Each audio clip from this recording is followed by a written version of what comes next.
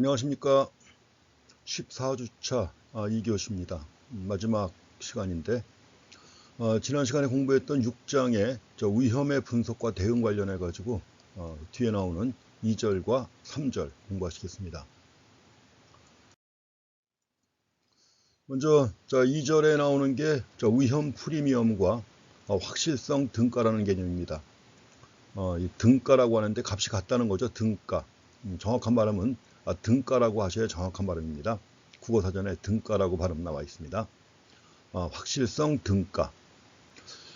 지금까지 우리가 이제 금융시장을 대상으로 해서 여러 가지 위험에 대한 태도를 봤었죠. 앞에서. 위험에 대한 태도를 봤는데 이 위험이라고 하는 게 시장에서 거래가 될 수 있습니다. 위험이 거래가 돼요. 그래서 이러한 그 위험이 거래되는 대표적인 시장이 어디입니까? 금융시장이죠. 금융시장. 여러 가지 뭐 보험시장이라든가 기타 금융시장이 위험이 거래가 되는 대표적인 시장입니다.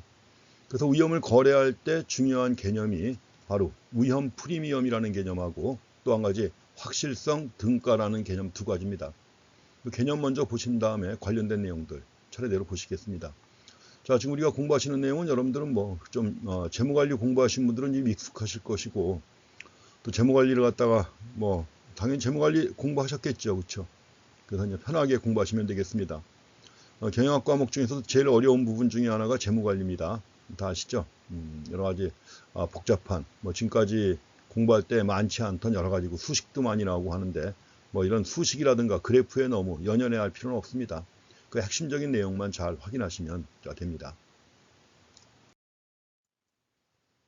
위험 프리미엄 해가지고 리스크 프리미엄이라고 했습니다. 프리미엄이라는 말 많이 쓰죠. 프리미엄. 아파트 분양받은 다음에 그 프리미엄이 붙어가지고 아주 비싼 값에 거래가 되고 하는데 이럴 때 프리미엄이라는 말 쓰죠. 위험 프리미엄입니다. 리스크 프리미엄. 이거 뭐냐면 사람들이 위험한 기회를 선택하도록 유도합니다. 위험한 기회를 선택하도록 유도하기 위해서 필요한 최소한의 추가 보상이 있어야죠. 그러니까 뭔가 최소한의 추가 보상이 있어야만 위험한 기회를 선택할 거죠. 그래서 이제 위험한 기회를 선택하도록 유도하기 위해서 필요한 최소한의 추가 보상, 이걸 위험을 선택했기 때문에 주는 보상이다 해가지고 리스크 프리미엄이라고 합니다. 뭐 반대로 또 이렇게 얘기할 수도 있죠. 그 뒤에 나오는 말, 또는 만약에 자신이 직면할 위험을 다른 사람에게 전가하는 겁니다. 다른 사람에게 전가하려고 할 때 상대방에게 지불할 용의가 있는 최대한의 추가 보상, 뭐 이렇게 얘기해도 됩니다. 그래서 위험 프리미엄을 갖다가 두 가지로 얘기할 수 있습니다. 자신이 직면할 위험을 다른 사람에게 전가합니다. 전가하려고, 전가는 떠넘긴다는 얘기죠. 전가 떠넘기려고 할 때 상대방에게 지불할 용의가 있는 최대한의 추가 보상을 얘기를 합니다. 얘가 나와 있습니다만 1년 만기 정기예금 금리가 5%다.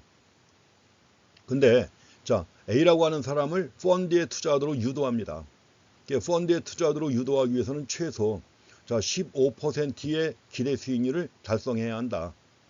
또 반면에 B를 갖다가 유도하려면 최소한도 20%의 기대 수익률을 달성해야 한다면, 이럴 때 A의 위험 프리미엄은 얼마죠? A의 경우에는 정기예금 금리가 5%인데 최소 15%의 기대 수익률을 달성해야 하는 거예요. 이럴 때 A의 위험 프리미엄은 15% 빼기 5% 해가지고 10%가 되는 것이죠. 반면에 이제 B의 위험 프리미엄은 마찬가지로 20%에서 5%를 뺀 15%가 위험 프리미엄이 되는 것입니다. 그래서 이 사례를 통해서, 이 예를 통해서 위험 프리미엄이 무엇인가 하는 것을 명확하게 확인하시고, 근데 우리가 뭐 일상에서도 많이 쓰는 말입니다. 위험 프리미엄. 또 한 가지가 확실성 등가라는 개념이 있습니다. certainty equivalent 해가지고 확실성 등가라고 합니다. 확실성 등가의 경우에는 그 악플자 따가지고 보통 CE로 많이 약자를 씁니다. CE.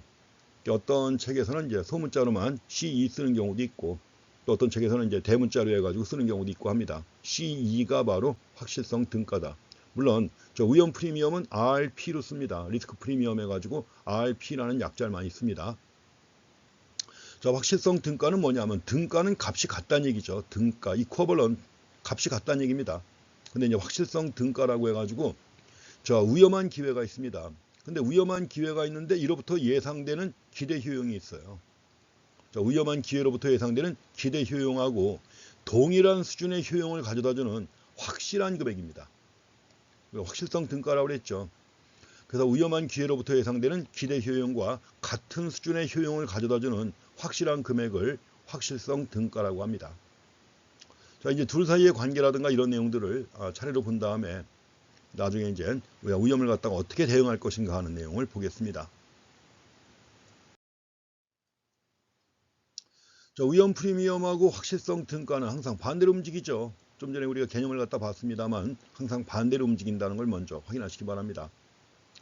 근데 처음에 W0를 투자한다. 지금까지 우리가 처음에 투자할 때 W0만큼 투자한다고 그랬죠. 최초의 투자 금액이 W0입니다. 그럼 이제 P1의 확률로 W1의 소득을 얻고 또 P2의 확률로 W2의 소득을 얻을 수 있는 위험한 기회가 있다. 자, 확률이 W1을 얻을 수 있는 확률은 P1, W2를 얻을 수 있는 확률은 P2예요. 그래서 이제 위험한 기회가 있다고 했을 때 여기서 성립되는 관계입니다. 자, 먼저 첫 번째 나오는 개념이 기대소득입니다. 기대소득인데 expectation W예요. expectation W인데 기대소득은 얼마입니까? 자, P1 곱하기 W1 더하기 P2 곱하기 W2죠. 이해가시죠? 그럼 이런 경우는 이제 확실성 등가라고 해서 이제 우리 책에서는 자, C2로 표시하고 있습니다. 대문자로 해가지고 이제 첨자를 붙여가지고 C2로 표시하고 있습니다. 자, 확실성 등가는 뭐냐면 자, 확실성 등가에 대한 효용함수인데 자, 효용함수입니다. 확실성 등가에 대한 효용인데 그 효용은 뭐냐? 자, W1이 주는 효용 곱하기 P1 또 W2가 주는 효용에다가 뭐요? 확률 P2로 갖다 곱한 것을 더한 겁니다. 두 개를 더한 것을 만족하는 확실한 소득. 자, 이걸 만족하는 확실한 소득 C2를 갖다가 여기에 확실성 등가라고 하는 것입니다. 그래서 확실한 소득의 효용과 그 다음에 W1의 소득이 주는 효용에다가 P1의 확률을 더하고 P1의 확률을 곱하고 자, W2의 효용에다가 P2를 갖다가 곱한 걸 더한 걸 만족시키는 확실한 소득 C2가 바로 확실성 등가입니다. 그럼 이런 경우 위험 프리미엄은 얼마인가요? 위험 프리미엄은 좀 전에 우리가 예를 봤죠.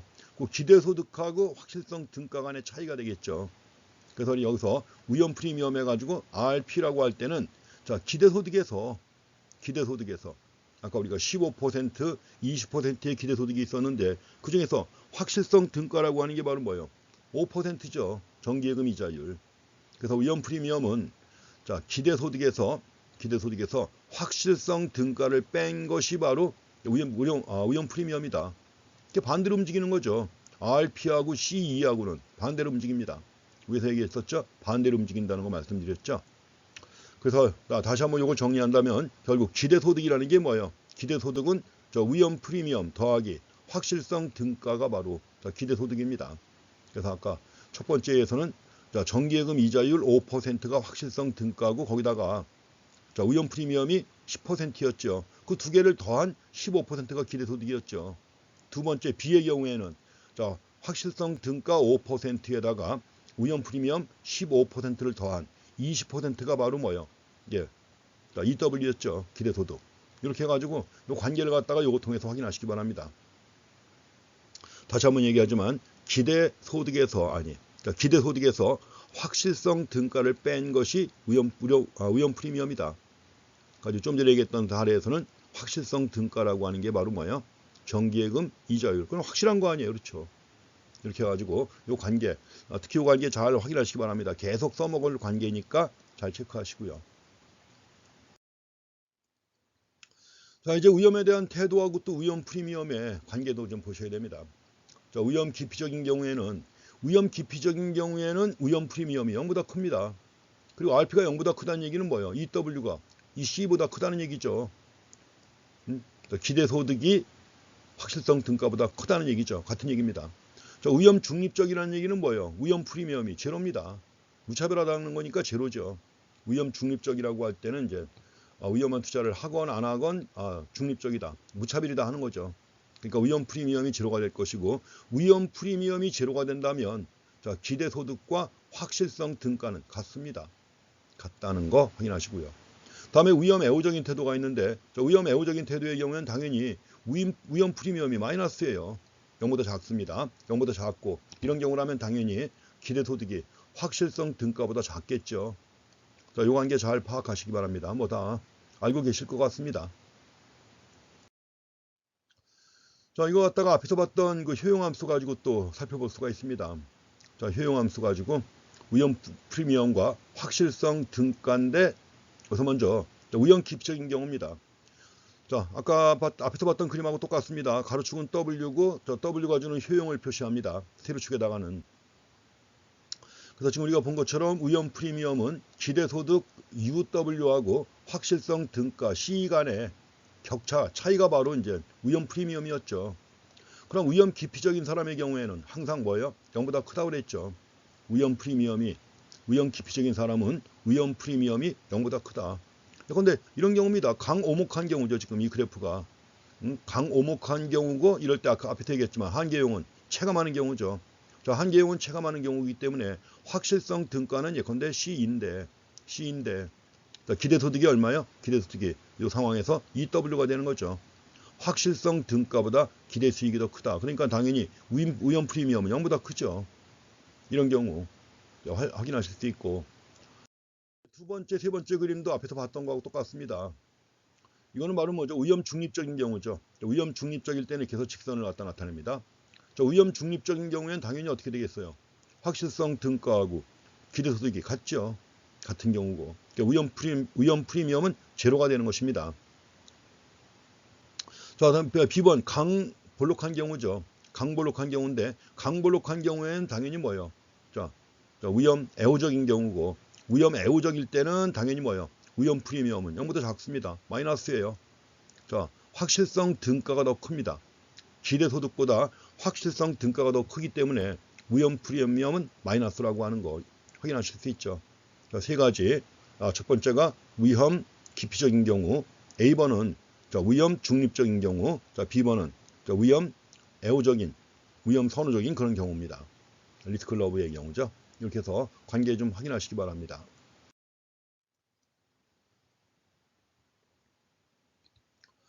자, 이제 위험 프리미엄 해가지고 앞에서 봤던 위험에 대한 태도하고도 같아요. 자, 연결되는 거죠.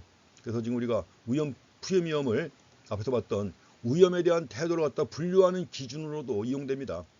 앞에서는 우리가 세 가지 기준 봤었죠. 자, 세 가지 기준 해가지고 공정한 도박을 기준으로 해가지고, 공정한 경쟁을 기준으로 해가지고, 또는 공정한 도박을 기준으로 해가지고, 두 번째 효용함수, 무차별 곡선 가지고 분류한다고 했었는데, 자, 결국 네 가지가 되는 거죠. 이제 지금 위험 프리미엄을 가지고 위험에 대한 태도를 갖다 분류한다면, 결국 위험에 대한 태도를 갖다 분류하는 기준은 이것까지 포함해가지고 다 해서 네 가지가 되는 것이죠. 그럼 이제 위험 프리미엄 또는 이제 확실성 등가의 특성을 갖다 보시겠습니다. 둘은 반대로 움직이는 거니까 이제 특성도 반대로 이해하시면 되는 거죠. 여러 가지 특성이 있습니다. 위험 프리미엄의 특성. 첫 번째는 위험의 종류와 위험의 크기, 현재 소득 수준. 현재 소득 수준은 W로 표시를 합니다. 위험의 종류와 크기, 현재 소득 수준 등에 따라 위험 프리미엄은 달라집니다. 당연히 그렇죠. 그 다음에 두 번째로 동일한 사람이라도, 같은 사람이라도 상황에 따라 위험 프리미엄의 크기가 달라집니다. 그렇겠죠. 동일한 사람이지만 처해 있는 상황에 따라 위험 프리미엄의 크기가 달라집니다. 이것도 중요한 특성이 하나입니다. 다음에 또 특성 계속 이어집니다. 위험을 더 기피하는 사람의 경우 위험 프리미엄은 당연히 더 크겠죠. 당연히. 그리고 이때 반대로 확실성 등가는 더 작은 것입니다. 위험을 더 기피하는 사람의 경우, 위험을 더 기피하는 경우에는 무차별 곡선도 아주 기울기가, 무차별 곡선도 좀 더 굴곡이 훨씬 더 컸었죠. 이런 경우 위험 프리미엄은 더 클 것이고 확실성 등가는 더 작다는 것입니다. 그리고 위험 프리미엄 해가지고 간단히 얘기하면 위험에 대한 보상이라고 할 수 있죠. 위험에 대한 보상 개념으로 파악하셔도 됩니다. 위험 프리미엄. 그리고 누구든 위험한 기회에 대한 확실성 등가를 가지고 있습니다. 최소한도 이만큼은 얻어야 되겠다는 거죠. 예컨대 앞에서 얘기했던 정기예금 이자율 5%인 것처럼 위험한 기회에 대한 확실성 등가를 가지고 있습니다. 그렇기 때문에 우리가 앞에서 봤던 공식 가지고도, 간단한 공식이지만 앞에서 봤던 공식 가지고도 위험 프리미엄을 계산할 수가 있다는 것도 확인하시기 바랍니다. 위험 프리미엄, 반대로 확실성 등가의 특성. 자, 하나 더 보시기 바랍니다. 이제 정리해 보는 겁니다. 자, 또 한 가지 특성은 뭐냐면, 자, 위험에 대한 태도와 무관하게, 위험에 대한 태도와는 무관하게 두 가지만 비교해도, 두 가지만 봐도 위험 프리미엄이라든가 확실성 등가 어느 한 가지만 가지고도 뭐요? 간단한 투자 기준으로서 역할을 할 수 있습니다. 우리가 투자할 때는 여러 가지 기준에 의해서 투자 결정을 하지만 지금 우리가 위험 프리미엄 또 확실성 등가를 갖다가 알고 있다면 이 공식을 알고 있다면 뭐요? 그냥 간단하게 투자 기준으로서 역할을 할 수 있습니다. 그래서 예컨대 현재 위험한 사업에 투자하려는 사람의 경우 투자 기준은 이렇게 하면 되겠죠. 예컨대 기대 소득보다 투자액이죠. 투자 금액보다 확실성 등가가 크다. 그럼 당연히 어떻게 할까요? 투자하죠. 투자할 것이고 반면에 현재 투자 금액하고 확실성 등가가 똑같다면 투자하는 것, 투자 안 하는 것 차이가 있어요, 없어요? 없죠. 무차별하다. 그 다음에 만약에 현재 투자 금액이 확실성 등가보다 크다. 투자 금액보다 확실성 등가가 작아요. 이럴 때는 뭐예요? 투자하지 않는 것이죠. 이렇게 해가지고 위험에 대한 태도 따질 거 없이 굳이 위험에 대한 태도를 따질 거 없이 위험 프리미엄 또는 확실성 등가만 가지고도 간단한 투자 기준으로서 역할을 할 수 있다는 거. 이 점도 한번 확인하고 지나가시기 바랍니다.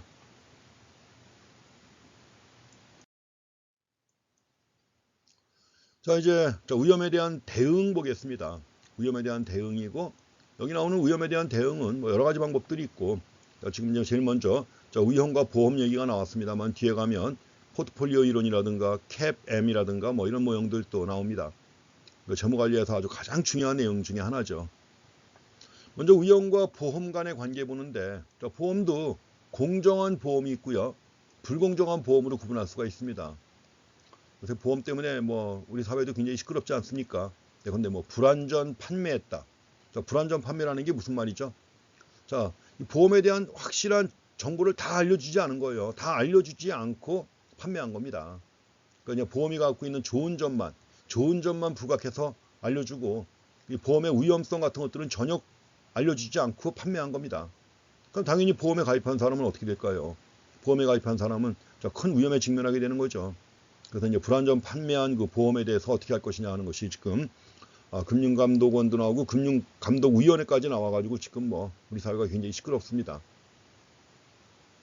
만약에 경쟁적인 보험 시장이라면 보험 시장의 경쟁이 치열하다 그러면은 뭐요? 공정한 보험이 거래가 되겠죠. 공정한 보험이 거래가 된다. 요새 보험 대리점이 있죠. 보험회사 말고 보험 대리점. 그 보험 대리점의 세력이 상당히 커지고 있습니다. 왜냐하면 그 보험 대리점의 경우에는 어떤 특정 회사의 보험만 파는 게 아니라 여러 보험회사의 보험들이 있죠. 이 보험들을 갖다 비교해가면서 가장 좋은 조건들을 가진 이런 보험들을 중심으로 해가지고 보험 가입자에게 권유합니다. 그래서 이제 가입하도록 하는 거죠.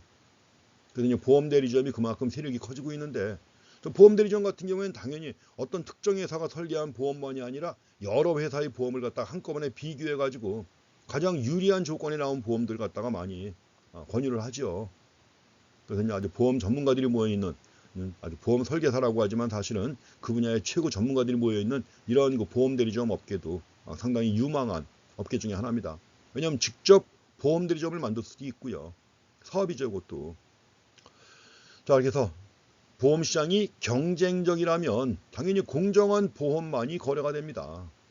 그렇지만 현실적으로 경쟁적인 보험 시장이라면 완전 경쟁적인 보험 시장은 있을 수 없죠. 그래서 현실적으로 불공정한 보험 사례가 빈번하게 발생합니다. 빈번하게 발생한다. 그리고 이제 그 보험 상품의 약점을 이용해 가지고 또 이제 보험회사 손해보게 만드는 이런 그 사례도 굉장히 많이 있습니다. 또 한 가지 여기서는 그 대칭 정보를 갖다 가정합니다. 당연히 경쟁적인 보험 시장이라면 당연히 대칭적인 정보를 갖다 가정해야죠. 그렇지만 현실적으로 보험 시장 대칭 정보가 있습니까? 없죠. 현실적으로 비대칭 정보 문제가 발생하는 가장 대표적인 시장이 어디예요? 보험 시장이죠. 화재 보험이라든가 건강보험 우리가 앞에서 얘기했었죠. 그래서 보험 시장이 바로 비대칭 정보의 문제가 발생하는 가장 대표적인 시장이 바로 보험 시장입니다. 공정한 보험이 나옵니다. 공정한 보험은 보험 가입자의 소득, 자, 보험가입자의 소득 또는 재산 등 이런 것들인데, 이거는 사고가 발생하는 경우하고, 그 다음에 뭐예요? 사고가 발생하지 않는 경우하고, 그러니까 조건부로 해석을 해야 된다는 얘기죠. 조건부로 해석을 해야 한다. 그래서 여기서는 이제 자, 조건부 소득 개념이 적용되는 겁니다. 자, 이 소득이라고 했는데, 소득은 다른 게 아니라 보험에 가입해서 얻는 소득을 얘기하는 것입니다. 보험에 가입해서 얻는 소득이에요. 그리고 지금까지 우리가 소득은 W로 표시해 왔습니다. 우리가 지금 이런 시장에서는 보통 위험이 존재하는 경우에는 상품도 조건부 상품 뭐 이런 거 얘기하죠. 조건부 상품. 가지고 뭐 조건부 상품 같은 경우에 예컨대 뭐 크리스마스에 눈이 온다. 크리스마스에 만약에 눈이 오게 되면 두 사람이 먹을 수 있는 쿠폰을 준다든가, 반면에 눈이 오지 않으면 한 사람만 먹을 수 있는 쿠폰을 제공한다든가, 이런 것들. 눈이 오지 않으면, 눈이 오면 조건부예요.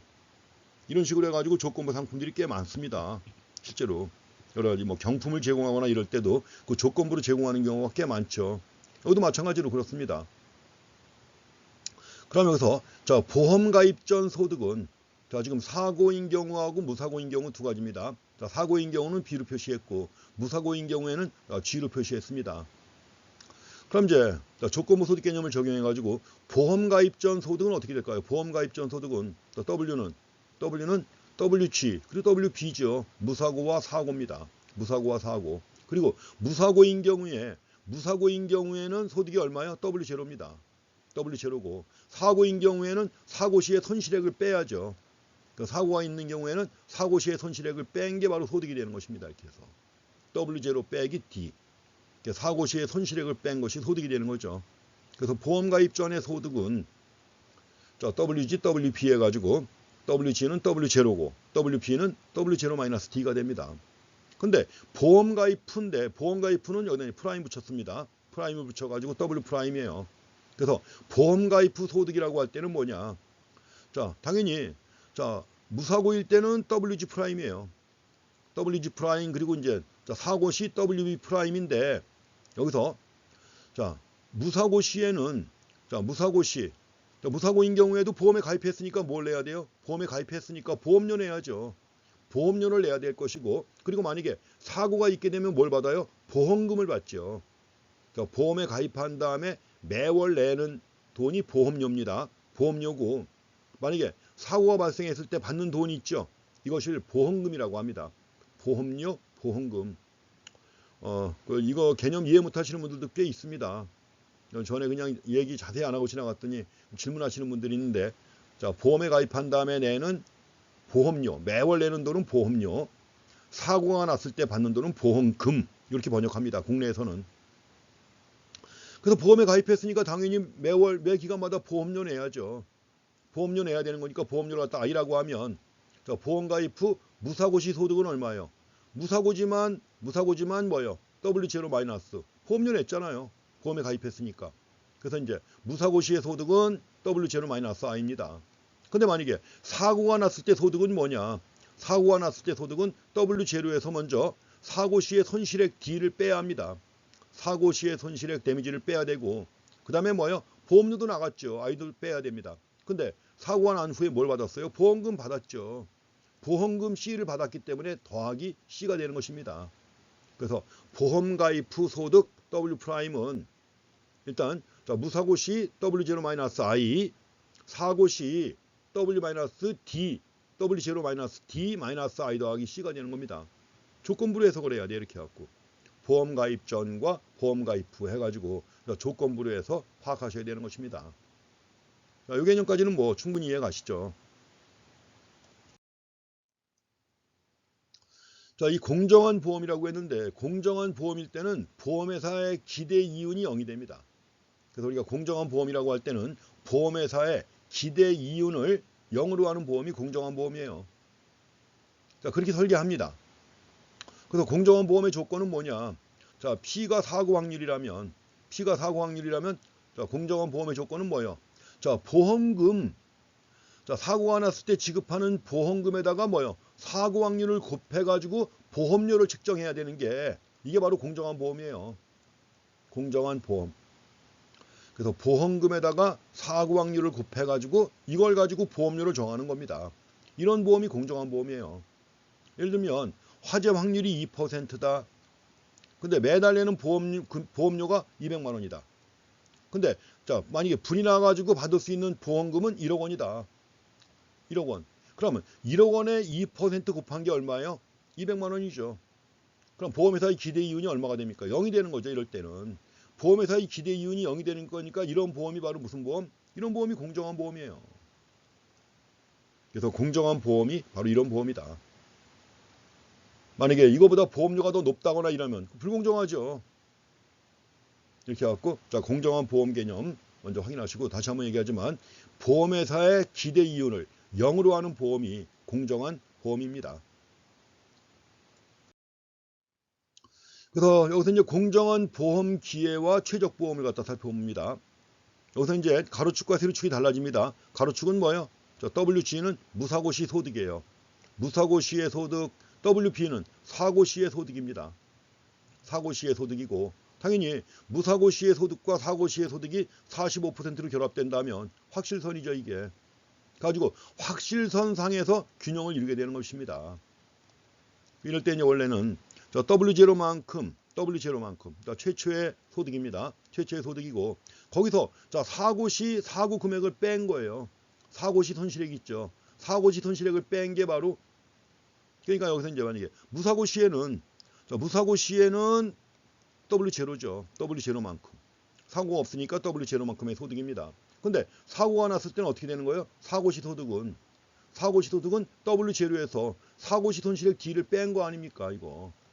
가지고 이것이 연결된 점이 어디냐? 요 점이죠. 요 점입니다. 근데 이제 이 점에서 그럼 이제 만약에 위험 기피적인 보험 가입자라면 당연히 뭐예요? 어디로 이동해야 돼요? 2로 이동해야죠. 2로. 그래서 저 위험 기피적인 보험 가입자라면 당연히 현재는 W에 있지만 2로 이동해야 되는 겁니다. 가장 이게 유리한 거죠. 가장 유리한 것이 바로 이것이다 하는 거 봐주시고요. 그래서 공정한 보험 기회. 공정한 보험 기회가 지금 이 상황은 공정한 보험 기회고 W. 그 다음에 이제 자, 최적의 보험은 결국 뭐예요? 최적의 보험은 확실선상에 2에 위치할 때 최적의 보험이 되는 것입니다.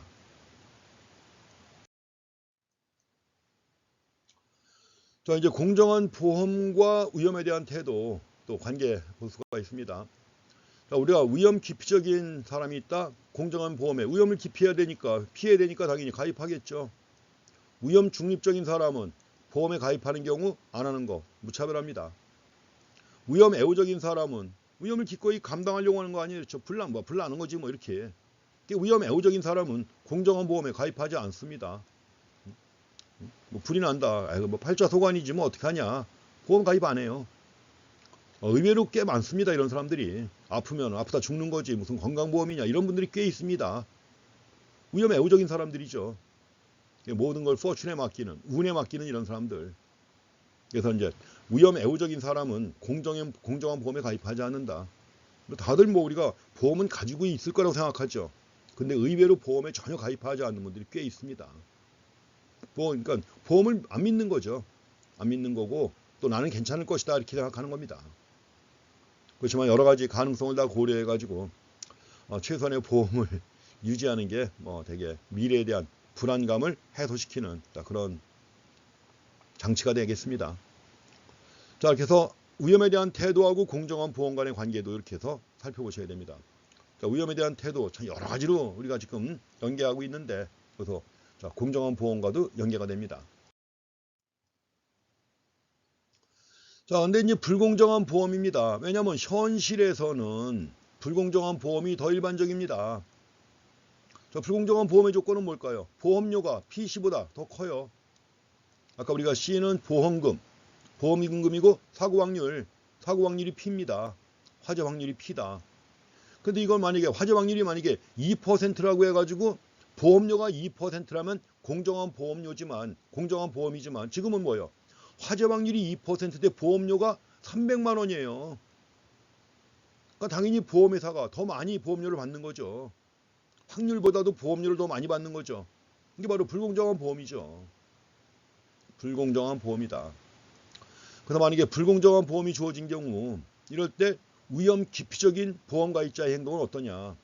위험 기피적인 보험가입자의 행동은 자, 보험에 가입하더라도 모든 위험을 제거하지 않는 것이 유리한 경우가 있습니다. 보험에 가입한다고 해도 모든 위험을 제거하지 않는 것이 유리한 경우가 있고, 또 한 가지는 불공정한 정도가 아주 심하다. 이런 경우에는 뭐예요? 가입하지 않는 것이 유리하죠. 이런 보험이라면 가입할 필요가 있나요? 너무 많잖아요. 공정한 보험이라면 보험료가 200만 원 정도면 적당한 건데 300만 원을 보험료로 낸다. 부담도 엄청 클 것이고 뭐예요? 이럴 때는 가입하지 않는 것이 유리할 수도 있습니다. 자, 화재 확률이 2%라면 화재가 발생하지 않을 확률도 98% 아니에요. 98%에 거는 거죠. 이래가지고 가입하지 않는 것이 유리하다는 것이죠. 그래서 여기서도 지금 불공정한 보험과 최적보험의 선택 문제인데, 좀 전에 얘기했지만 위험 기피적인 보험가입자의 경우입니다. 보험가입자에게 불공정한 보험 기회가 주어질 때 최적보험은 확실성상에 위치하지 않는다고 그랬죠. 또 좀 전에 봤던 두 가지 케이스 중에 첫 번째예요. 첫 번째인데, 자, 이런 경우 처음에 상태가 W입니다. W인데 W인 상태에서 균형으로 옮겨갔지만 그 균형이 확실선상에 위치하지 않는 거예요. 이 점이 균형점이 되는 겁니다. 이 점이 균형점이 돼가지고 확실선상에 위치하지 않는 거예요. 일부 위험은 부담하는 거죠. 일부 위험은 부담하는 이런 형태입니다. 반면에 불공정의 정도가 심한 경우, 만약에 불공정의 정도가 심한 경우라면 이 최초점, 이게 바로 균형점이에요. 뭐예요? 보험에 가입하지 않는 것이죠. 보험에 가입하지 않는 것이 가장 유리할 수 있다는 것입니다. 그래서 불공정의 정도가 아주 심하다면 이럴 때 위험 기피적인 보험가입자는 보험에 가입하지 않는 것이 가장 유리할 수도 있다는 겁니다. 그런데 적정한 공정한 보험의 보험료가 200만 원인데 보험회사가 보험료를 갖다 500만 원으로 책정했다. 500만 원 가입해요? 안 하죠.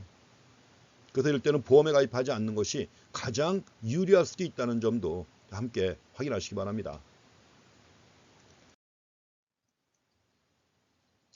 자, 다음에 그 불공정한 보험과 위험에 대한 태도. 자, 위험 기피적인 사람은 위험 기피적인 사람. 왜냐면 되게 가장 일반적인 그 위험에 대한 태도가 위험 기피적이에요. 현실적으로 가장 많이 볼 수 있는 보험에 대한 태도가 위험 기피적인 이런 사람입니다. 위험을 회피하는 리스크 어버터가 가장 일반적이에요. 자, 위험 선호적이다. 별로 없습니다. 그렇죠? 그다음에 위험 중립적인 태도는 좀 있어요. 그렇지만 현실적으로 가장 많이 볼 수 있는 게 위험 기피적이기 때문에 이걸 중심으로 얘기하는 겁니다.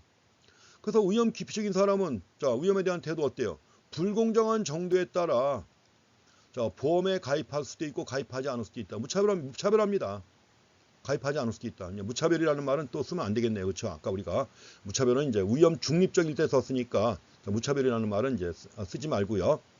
자, 위험 기피적인 사람은 불공정한 정도에 따라 보험에 가입할 수도 있고 가입하지 않을 수도 있습니다.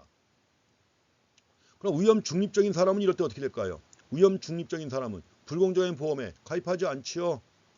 그리고 위험 애호적인 사람도 불공정한 보험에 가입하지 않습니다. 두 가지 똑같아요. 이럴 때는. 그래서 불공정한 보험일 때 위험 중립적인 사람은 불공정한 보험에 가입하지 않습니다. 위험 애호적인 사람도 가입하지 않습니다. 그러나 위험 기피적인 사람은 불공정한 정도에 따라 달라집니다. 불공정한 정도에 따라 보험에 가입할 수도 있고 가입하지 않을 수도 있다는 거. 이걸 확인하시고, 반면에 위험 중립적이거나 위험 애호적인 사람은 보험에 가입하지 않습니다.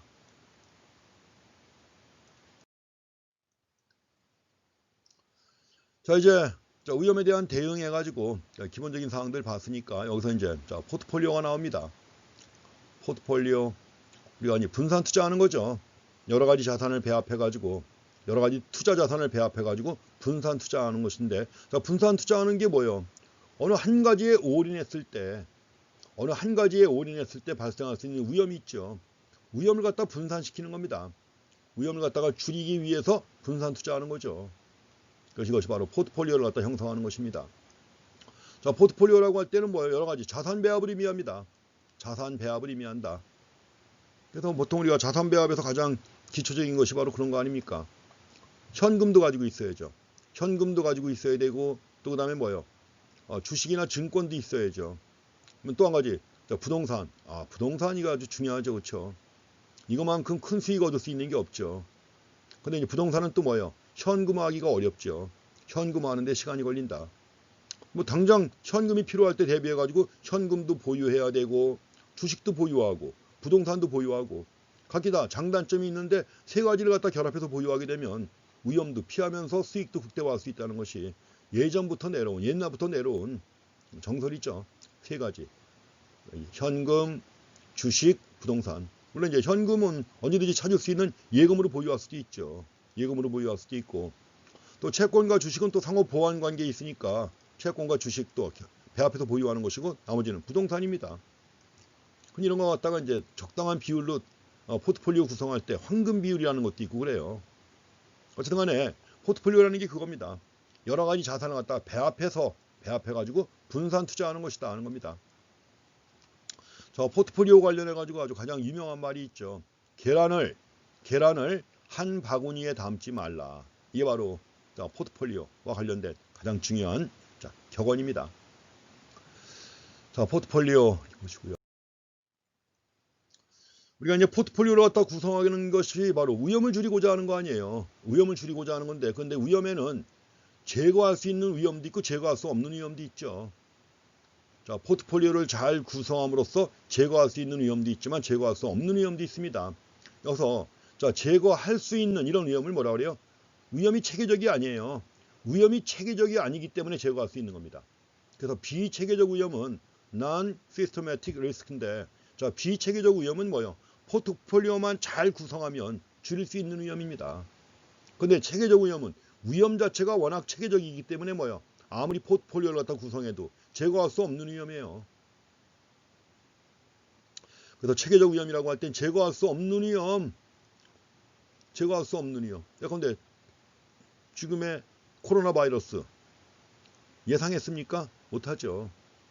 이것 때문에 전 세계가 다 보험력도 하고 지금 전 세계가 다 국가 간 이동도 금지하고 있죠. 이런 것들 피할 수 있나요? 없죠. 피할 수 없는 위험이에요. 이런 것들이 다 체계적 위험입니다. 그래서 이제 거시경제적 위험이라든가 분산 불가능한 위험 같은 거 피할 수 없는 위험이에요. 피할 수 없는 위험이 체계적 위험이다. 그래서 이제 경기 침체라든가 여러 가지 금융 위기 같은 것들 이런 것들이 피해갈 수 없죠. 체계적 위험에 해당합니다.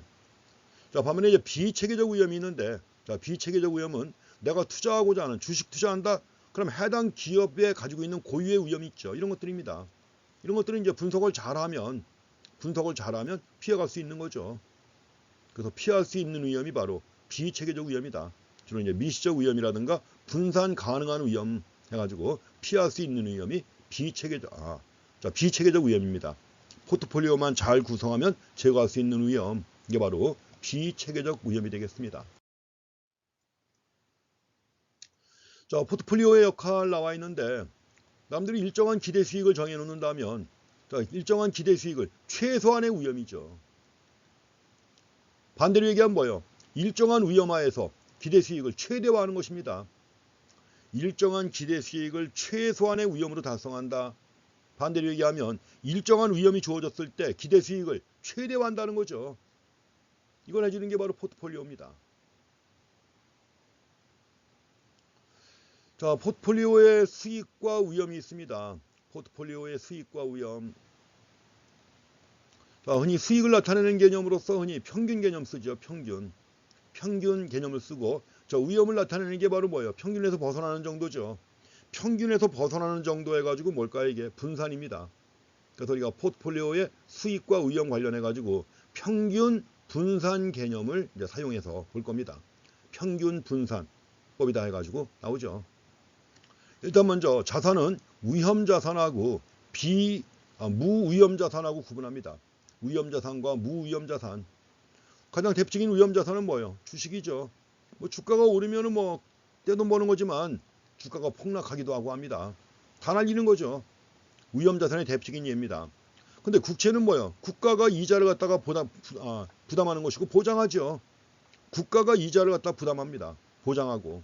이게 바로 무위험 자산의 가장 대표적인 예가 바로 국채입니다. 그러니까 우리가 연령대별로 젊을 때는 주식 비중이 높지만 나이 먹은 다음에는 자, 주식 투자했다가 망하면 복구할 기회가 없죠. 그러니까 이럴 때 이제 채권 투자를 많이 하는 것이죠. 그래서 그만큼 이제 위험이 적기 때문에 채권에 투자하는 것이고 주식은 위험도 있지만 그만큼 뭐예요? 자, 수익도 높기 때문에 주식을 많이 선호하는 것이고 한 겁니다. 그래서 위험 자산과 무위험 자산 자, 구분해 보시고요.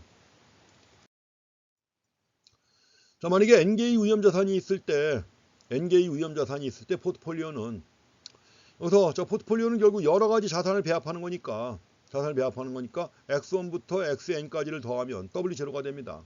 W0고 이럴 때 이제 W0를 갖다 구성하는 포트폴리오에 W 해가지고 표시했는데 여기서 이제 X는 투자액이에요. W0는 총 투자액이고 그 다음에 이제 XI라고 하면 그 중간에 XI를 하나 써야 되는데 X1부터 해가지고 XI 하나 써줘야 됩니다. 이럴 때는 XI 하나 표시하고 맨 끝에 가서 이제 N개의 위험 자산이 있으니까 맨 끝에 N을 갖다 더하는 이런 방식으로 해야 되는 겁니다. 가지고 이제 나온 것이고 어쨌든 I번째 자산에 대한 투자액이 XI입니다. 이게 바로 W가 포트폴리오예요. W가 포트폴리오. 배합 비율 얘기하는 것이죠. 이렇게 묘사합니다. 할 때 이런 식으로 표시를 합니다. 그 다음에 이제 포트폴리오의 수익과 위험이 있는데 각 자산의 수익률을 레비뉴니까 RI로 표시합니다. RI로 표시한다고 하면 포트폴리오의 수익률은 RP입니다.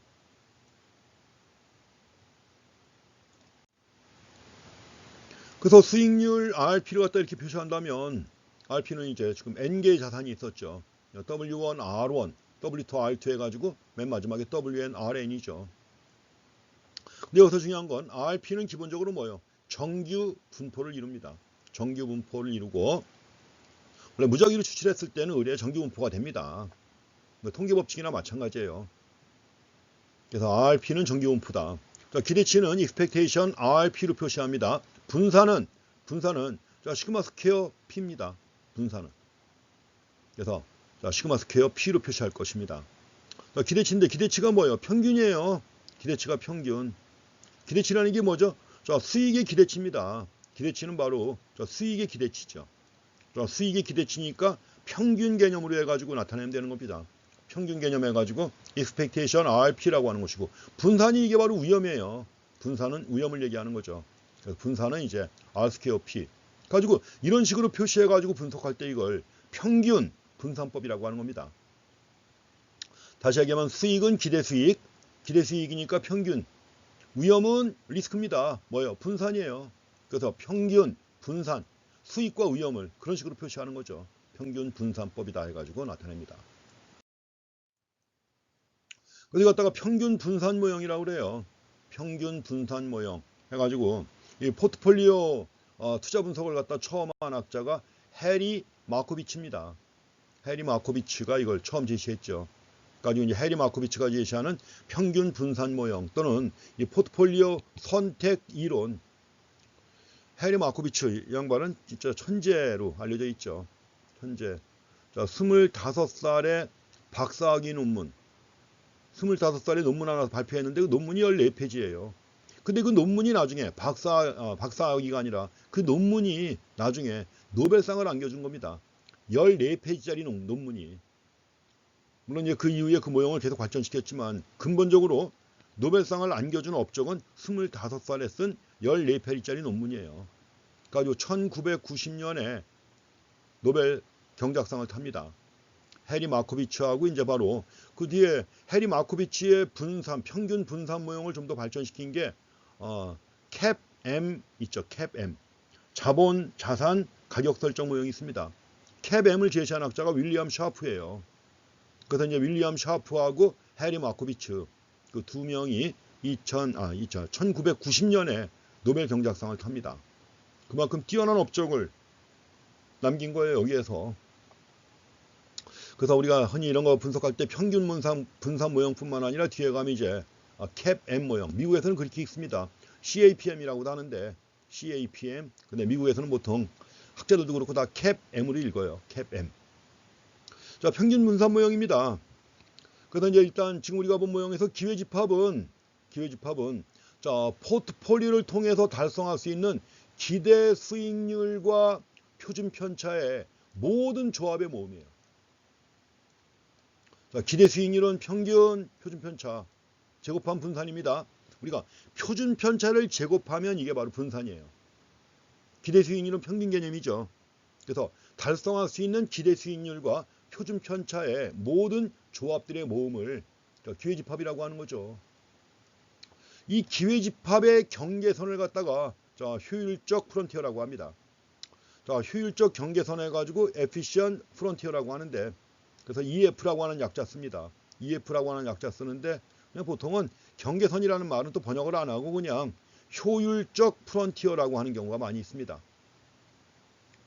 효율적 프론티어. 그래서 이것이 바로 이제 기회집합의 경계선입니다. 기회집합의 경계선. 자, 일단 그럼 이제 경제 주체들의 무차별 곡선은 효용함수 표시해야죠. 경제 주체들의 무차별 곡선은 여기서 우상향 하는 형태를 취합니다. 왜 그럴까요? 왜 우상향할까요? 자, 우리가 무차별 곡선이 우상향한다는 것은 앞에서 얘기했었죠. 무차별 곡선이 우상향한다. 둘 중 하나가 매지입니다. 둘 중 하나가 비제와 매지예요. 그래서 저 기대 수익은 제와 굿즈. 그래서 뭐 굿즈 해가지고 뭐 많이 나오죠. 스타벅스 굿즈. 그거 얻기 위해서 커피 300잔 주문해가지고 다 버렸다는 게 신문에 나왔었죠. 참 그 굿즈 인기가 대단합니다. 어쨌든 간에 기대 수익은 제와, 위험을 나타내는 표준 편차 또는 이걸 제곱한 분산은 비제와입니다. 그러니까 둘 중에 하나가 비제와니까 무차별 곡선은 어때요? 우상향하는 것입니다. 둘 중 하나가 비제와이기 때문에 무차별 곡선은 우상향하는 형태가 되는 거예요. 이거 주의하시기 바랍니다.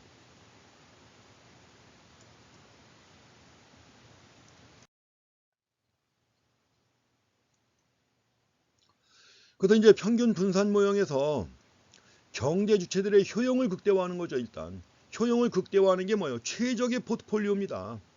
옵티멀 포트폴리오. 그럼 최적의 포트폴리오는 어떻게 될까요? 일단 기회집합의 범위 내에서 결정이 돼야 되는 거죠. 기회집합. 이 기회집합이라는 게 우리가 앞에서 분석했던 예컨대 생산 가능 곡선 이런 개념이랑 마찬가지죠. 생산 가능 곡선 밖에 있는 영역은 선택할 수 있어요? 없죠. 그래서 생산 가능 곡선과 사회무차별 곡선이 접하는 점에서 결정하는 거 아니에요. 이것도 원리 똑같은 겁니다. 자, 기회집합이라는 게 이게 제약 조건 아니에요. 기회집합은 제약 조건이고, 그 다음에 이제 경제 주체들의 효용을 나타내는 게 바로 무차별 곡선입니다. 이게 접하는 점에서 결정되는 거예요. 최적의 포트폴리오가. 그래가지고 이렇게 간단하게 최적의 포트폴리오를 찾을 수 있다는 것이 바로 평균 분산 모형의 장점이에요. 자, 이게 바로 효율적 프론티어입니다. 여기 이제 여기 분산 들어갑니다. 분산. 이거 표준 편차입니다. 자, 시그마 스퀘어가 분산이고 시그마는 표준 편차입니다. 자, 포트폴리오의 표준 편차. 이거는 포트폴리오의 뭐예요? 기대 수익이에요. 기대 수익. 가지고 여기서 이제 둘 사이에 관련해 가지고 기회집합이 있습니다. 기회집합이 효율적 프론티어 그려져 있고, 이거하고 뭐예요? 우상향하는 무차별 곡선이 접하는 부분이에요. 우상향하는 무차별 곡선입니다. IA, IB가 다 무차별 곡선이에요. 왜냐면 둘 중에 하나가 비제와니까. 둘 중에 하나가 비제와니까 무차별 곡선이 우상향하는 것입니다. 그래서 포트폴리오에 기회집합이 주어졌을 때 투자자는 자신의 위험을 기피하는 정도에 따라 최적의 포트폴리오를 결정합니다. 이 그림에서 본다면 B보다는 A가 위험을 더 기피하는 거죠. 자, B보다는 A가 위험을 더 기피한다. 위험을 기피하니까 당연히 뭐예요? 표준 편차가 B점에서는 표준 편차가 이만큼 여기까지 아니에요. A에서는 표준 편차가 이만큼이죠. 그러니까 더 적은 표준 편차를 택한다는 게 바로 뭐예요? 위험 기피 정도가 더 큰 거죠. 그래서 이 그림에서는 A가 위험 깊이 정도가 더 큰 겁니다. 이렇게 해가지고 이제 위험 깊이 정도에 따라 최적의 포트폴리오를 결정하는 거예요.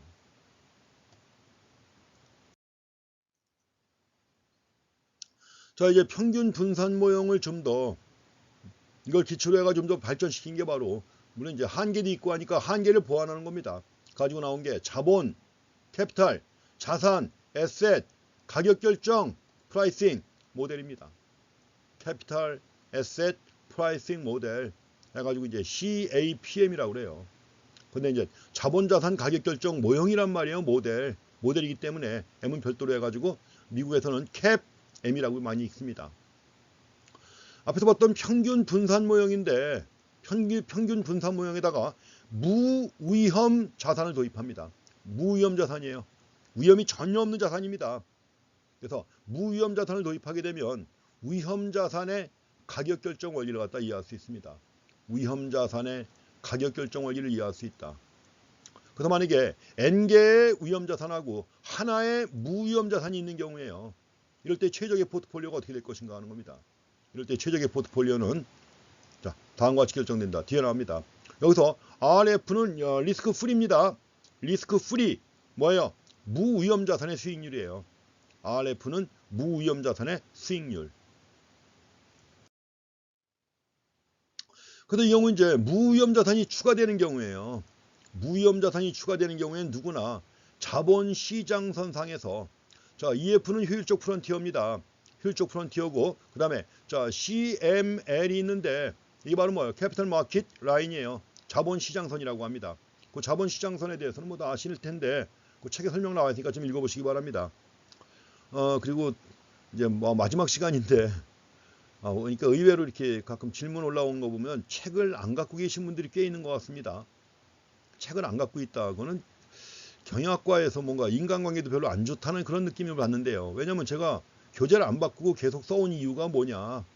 선배들로부터 책 물려받으라고 교재 안 바꾼 겁니다. 사실은 저 별로 이영환 교수가 쓴 책 이제 진짜 마음에 안 들어요. 별로 지금은. 너무 이제 이미 대학도 은퇴했으니까 동국대 은퇴했으니까 노장 축에 들어가잖아요. 그렇죠. 그 책도 좀 옛날 투로 많이 쓰인 게 있어갖고 좀 바꾸고 싶은 생각도 있었는데 안 바꾼 이유가 뭐냐. 선배들로부터 책 물려받아서 책값 부담 줄이시라 하고 제가 안 바꾼 겁니다. 남들 배려가 있었던 건데 그나마 그것도 그걸 통해서도 책을 못 구했다 그러면 대학 생활에서 인간관계에 좀 문제가 있지 않나 싶습니다. 뭐 인간관계라는 게 꼭 뭐 동기끼리 컨닝할 때만 모여서 하는 게 인간관계가 아닙니다. 선후배 간의 관계 이런 것들 다 중요한 거예요. 그런 것들이 나중에 사회 나가고 직장 취업한 다음에도 미천이 되는 것입니다. 이게 나하고 거래하는 어떤 회사가 있다. 거기 선배가 있다. 돈 많이 받죠.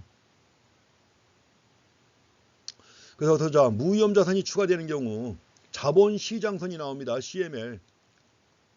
그 책에 나와 있는 자본시장선이 있고 증권시장선이 있습니다. Security Market 라인이 있습니다.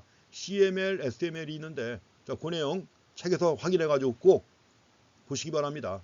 다 그 책에 나오는 내용은 다 우리가 지금 여기서 대개 다 커버를 했지만 어쨌든 간에 책에 나오는 내용은 다 시험 범위에는 포함되는 내용으로 파악하시면 되는 겁니다.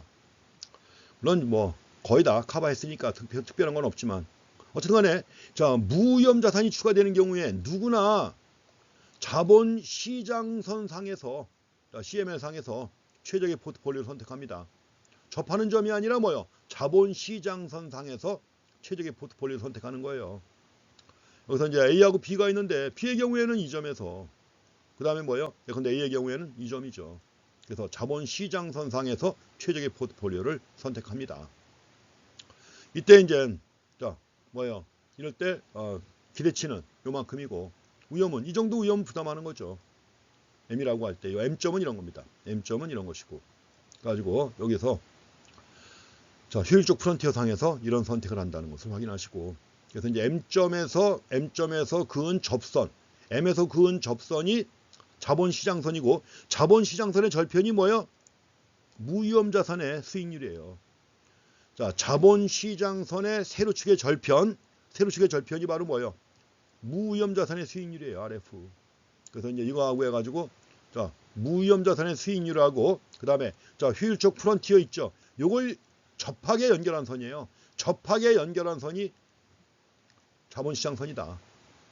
그렇게 또 하나 자 확인하고 지나가시면 되겠습니다. 자 이제 기회집합은 어디서 이루어져요? 기회집합은 자, 효율적 프론티어였는데 그 기회집합이 자본시장선으로 확대가 되는 거예요. 왜? 무위험 자산이 추가가 되어 있기 때문에 자, 무위험 자산이 추가됐기 때문에 기회집합이 자본시장선으로 확대가 되는 겁니다. 그래서 경제 주체들은 자본시장선상에서 최적의 포트폴리오를 선택합니다. 자본시장선상에서 최적의 포트폴리오를 선택한다. 그래서 이제 자본시장의 균형에서 누구든지 자, 시장 포트폴리오 M인데 시장 포트폴리오 M에 해당하는 위험 자산의 포트폴리오를 형성하는 것입니다. 여기서 투자 결정하는 거예요. 누구든지. 그래서 자, 시장 포트폴리오 M에 해당하는 위험 자산의 포트폴리오를 형성한다. 그리고 나서 이제 자신의 위험에 대한 태도를 반영하는 거예요. 자신의 위험에 대한 태도를 갖다 반영해 가지고 무위험 자산과 위험 자산에 대한 투자 비율을 결정합니다. 금융 결정이죠, 이게. 무위험 자산하고 위험 자산에 대한 투자 비율을 갖다 결정하는 거, 이건 금융 결정이에요. 여기선 투자 결정이고, 투자 결정을 한 다음에 그 다음에 뭐예요? 금융 결정하는 것입니다. 투자 결정을 하고 금융 결정한다. 이거 갖다가 토빈의 분리라고 그래요. 제임스 토빈. 자, 제임스 토빈도 자, 포트폴리오 이론의 아주 대표적인 학자 중에 한 명입니다. 물론 일찍 노벨 경제학상 받은 학자예요. 제임스 토빈. 이렇게 아주 투자 결정하고 금융 결정한다는 걸 토빈의 분리라고 합니다. 자, 토빈스 세퍼레이션이라고 그래요. 토빈의 분리. 자, 그림에서 최적 포트폴리오를 갖다가 서로 A를 택한 사람이나 B를 택한 사람 모두 기본적으로 시장 포트폴리오 M과 같은 비율로 위험 자산들의 조합을 선택합니다. 자, 최적의 포트폴리오로 A를 택한 사람이나 B를 택한 사람 모두 M과 같은 비율로 위험 자산들의 조합을 선택합니다. 그리고 나서 이게 투자 결정이죠. 투자 결정이고, 그리고 나서 위험을 더 기피하는 사람은 A와 같이 일부는 무위험 자산에 투자하는 것입니다. A처럼 일부는 무위험 자산에 투자한다. 반면에 위험을 덜 기피하는 사람은 자, B와 같이 뭐예요? 무위험 자산, 국채 같은 무위험 자산을 갖다가 공매도에서 확보한 자금을 위험 자산에 더 투자하는 것입니다. 자, 이 내용 한번 잘 확인하시고요. 자, 이제 뭐 다 봤습니다. 끝입니다, 이제. 그래서 우리가 이 캡M을 통해서 자본시장의 균형에서 개별 위험 자산의 균형 가격을 구할 수가 있습니다. 자, 자본시장의 균형에서 개별 위험 자산의 균형 가격. 자, 개별 위험 자산의 균형 가격이니까 균형 기대 수익률이죠. 그걸 구할 수 있습니다. 이걸 요약하면 식으로 봤을 때 이렇게 되는 겁니다. 그래서 이제 자, RI expectation입니다. RI expectation인데 자, 무위험 수익률을 더합니다. 무위험 수익률을 더해요. 그래서 RM, 자, 시장 포트폴리오에 대한 수익률입니다. 이거는 자, 시장 포트폴리오에 대한 수익률의 기대치예요. 기대치 빼기 무위험 수익률. 에다가 베타 I를 갖다 곱하고 곱한 다음에 여기다가 RF를 더한 거예요. 이 관계 아마 다 아실 것 같습니다. 자, 이렇게 아주 나온 건데 여기서 중요한 건 자, 시장 평균 위험과 대비한 개별 자산의 위험이 중요한 의미가 있습니다. 시장 평균 위험과 대비한 개별 자산의 위험 있습니다. 그 베타 I 잘 보셔야 돼요. 베타 I. 베타를 씁니다. 여기서 베타 I. 자, 다시 써놓은 겁니다. 다시 써놨는데 베타 I가 바로 뭐냐? 위험자산 I의 베타입니다. 위험자산 I의 베타. 우리가 이제 보통 통계학 공부할 때도 알파와 베타가 나오잖아요. 응? 알파와 베타. 알파는 뭐죠? 제1종 오류의 확률. 제1종 오류의 확률이고 베타는 뭐예요? 제2종 오류의 확률 있잖아요. 그렇죠? 알파와 베타를 갖다 쓰기 때문에 여기서도 알파하고 베타 관련해 가지고 그렇게 해서 베타를 씁니다. 위험자산 I의 베타예요. 위험자산 I의 베타. 당연히 RF는 무위험자산의 수익률인데 위험자산이니까 이제 주식 같은 것들이죠. 베타 I를 갖다가 위험자산 I의 베타라고 합니다. 그래서 이제 베타 I라고 할 때는 자, 시장 평균 위험분의 위험자산 I의 위험이에요. 비율이에요, 비율. 베타 I는 시장 평균 위험분의 위험자산 I의 위험. 그래가지고 만약에 베타 I가 1이라면 시장 평균 위험만큼 위험한 거죠. 위험이 똑같아요. 시장 평균 위험만큼 위험한 것입니다. 근데 만약에 베타 i가 2라면은 뭐예요? 시장 평균 위험보다 2배 더 위험하다는 거죠. 베타 i가 0.5라면 시장 평균의 반만큼만 위험하다는 것입니다. 베타 값이 이런 의미가 있어요. 베타. 자, 위험자산 i의 베타라고 해서 베타 값 확인하시고요. 그래서 자, 개별 위험자산의 기대 수익률. 자, 개별 위험자산의 기대 수익률. 이겁니다.